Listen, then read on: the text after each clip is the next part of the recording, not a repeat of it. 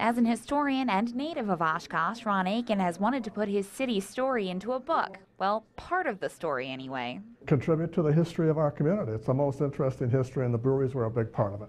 Aiken and his co-author Lee Ryherzer wrote and published The Breweries of Oshkosh, Their Rise and Fall.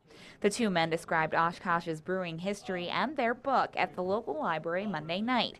It began with a large influx of German immigrants in the 1800s. They liked to drink beer, they liked to make beer, and it was part of their culture.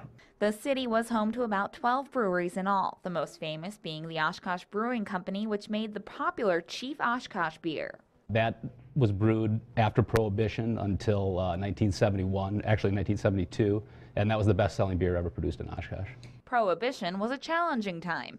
Many people turned to home brewing and larger secret operations called wildcat breweries. I like to say there really was no Prohibition era in Oshkosh.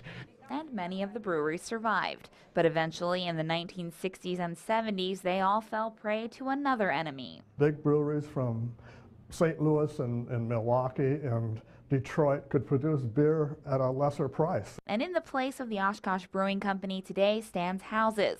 Another big brewer, the People's Brewing Company, used to be here. Most of the old breweries are gone now. But they live on in the photos, advertisements, and stories gathered in this book. The artistry was so unbelievably beautiful. In Oshkosh, Alex Rinaldo, Fox 11 News.